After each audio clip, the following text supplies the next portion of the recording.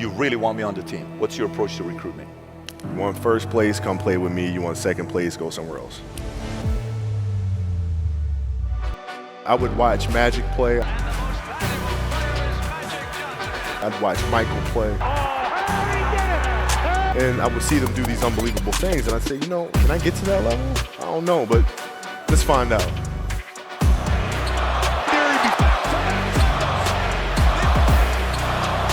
Down Kobe. Oh!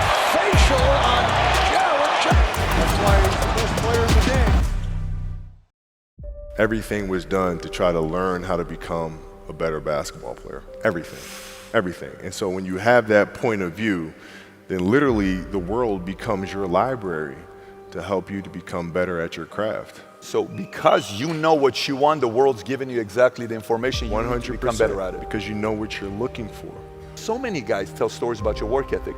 Yeah. What was really your work ethic like, and for how long did you stay disciplined?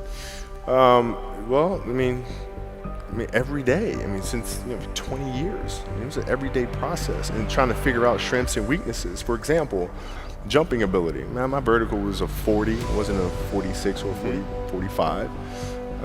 My hands are big, but they're not massive. Right? So you got to figure out ways to strengthen them so your hands are strong enough to be able to palm a ball and do the things that you need to do. Quickness, I was quick, but not insanely quick. I was fast, but not ridiculously fast. Right? So I had to rely on skill a lot more. I had to rely on angles a lot more. I had to study the game a lot more. And but I enjoyed it though. So like from the time I can remember when I started watching the game, I studied the game, and it just never changed.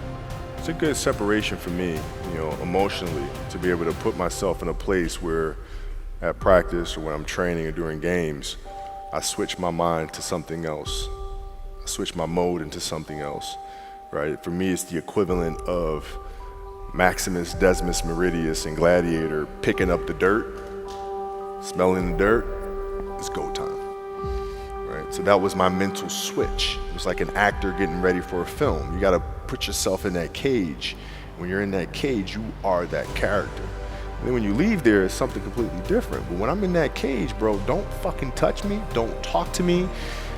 Just leave me alone. How did you get mentally and emotionally so strong where it doesn't bother you? Well, you got to look at the reality of the situation. Like for me, it's not, you kind of got to get over yourself. Like, it's not about you, man. Like, okay, you feel embarrassed. You're not that important. Like, get over yourself. That's where you go. Get over yourself, right? Like you're worried about how people may perceive you, and like you're walking around and it's embarrassing because you shot 5 air balls. Get over yourself, right? And then after that, it's okay, well, why did those air balls happen? Got it. High school, year before, we played 35 games, max, right? Week in between, spaced out, plenty of time to rest. In the NBA, it's back to back to back to back to back to back to back. I didn't have the legs. So you look at the shot, every shot was online, but every shot was short, right? I gotta get stronger. I gotta train differently. The weight training program that I'm doing, I gotta tailor it for an 82-game season so that when the playoffs come around, my legs are stronger and that ball gets there. So I look at it with rationale and say, okay, well, the reason why I shot air balls is because my legs aren't there. I go, well, next year they'll be there. That was it. Done. Were there some names that you looked at and says, these 3 guys are as crazy as I am? At the time, I deal with what I've referred to as Goat Mountain. I went to Goat Mountain and I talked to Magic, Michael, Bird, Hakeem Olajuwon, Jerry West, Oscar Robinson, Bill Russell. So I would talk to them. What did you do? What were your experiences? Michael in particular, he's become my big brother. He's been my big brother since I first came in the league. And what was that process like?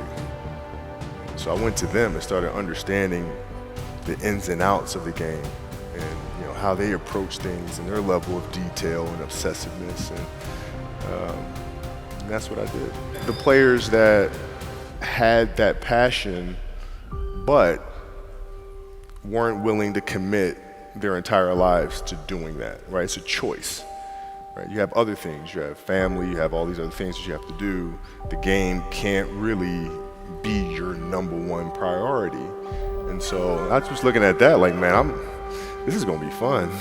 If I'm buddies with you from high school, if I'm a cousin of yours, what happened to our relationship? How did that gravitate when you went into the league and you're determined to become the greatest, or you're determined to become one of the greatest? What happens to our relationship? Oh, it suffers. It does suffer. Oh yeah. Okay. Yeah. And you understood that. You were okay yeah. with that. Well, yeah. And the people that love you, like friends and family, like they know that about you. Got it. So they let you be you.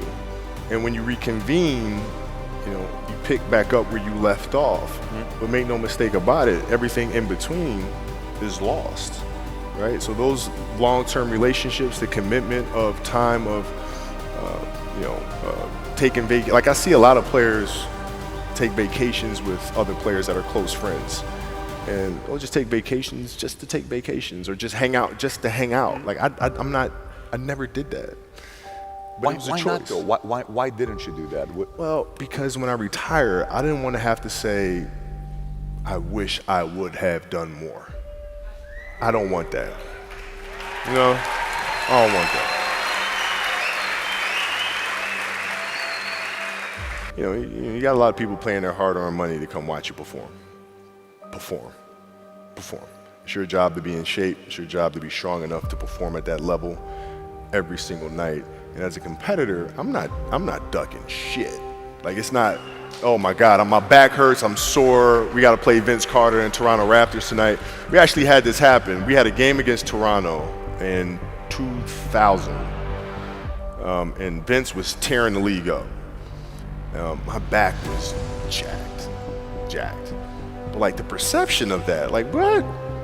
Kobe's missing the game against Toronto and Vince Carter because my back was really spasming. But people will be like, what? Oh, he's ducking Vince. Excuse me? No, I don't think so. So I would be in the layup line like, okay, there's a lot of days where you can rest and recover. Today ain't one of them. Your back can bother you any other day. That shit ain't bothering me today. Wow. He gonna have to see me today. Yeah. Oh man. Yeah. If you're looking at a big investments you got to make, what is the decision-making process there? Do you call? Is there first you do your own research? You take this much time. You call an advisor. Is there a system you follow? It's pretty simple for me. It's do you understand the business? Is it a business that you can help in some form or fashion? What are the barriers of entry to that business? And then the entrepreneurs themselves, the company itself, right? Do they have a culture that you believe is sustainable? Are these leaders people that you believe in? Are they people that are obsessives? And in turn, have they created a culture of obsessiveness? So I tend to look at those 4 factors, and that's it. That's big right there, by the way. I don't know if you guys caught that right there. That's pretty massive right there. Same determination. What's your current work schedule look like today? It's different because I personally am not writing every word of the novels. I am not animating the films. What I have to do now is make sure that the people that we bring in, these obsessives that we bring in, are challenging themselves to do the best job that they think they can do. That's what I'm there for, is for them to constantly look in the mirror and self-assess and challenge themselves. If we have a project and you're saying, okay, I can do that, that's not the project we want. The projects that say, I don't know if I can animate that. I don't know how to write that story. I don't know how to do that. Those are the things we want, because through that curiosity, you'll reach a level that you didn't think was possible. Mm-hmm. And so running the studio, that's what I'm doing. You're playing against the Golden State Warriors. Score is 107-109. You guys are close to getting into the playoffs. You know exactly what happens in the game. You go up, you're about to take your shot, and then all of a sudden, boom, Achilles happens, right?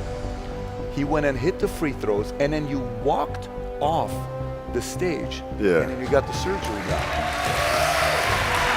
I went in the trainer's room, my kids are in there. And, you know, they're looking at you and stuff, and I'm looking at them, and I'm like, you know, it's all right. Dad's going to be all right. It'll be fine. It'll be all right. It'll be all right. It'll be all right. As a parent, you got to set the example. You got to set the example. This is another obstacle. This obstacle cannot define me. It's not going to cripple me. It's not going to be responsible for me stepping away for the game that I love. I'm going to step away on my own terms. And that's when the decision was made that, you know what, I'm doing it. I'm doing it. You're a freaking beast, bro. Yeah, hey.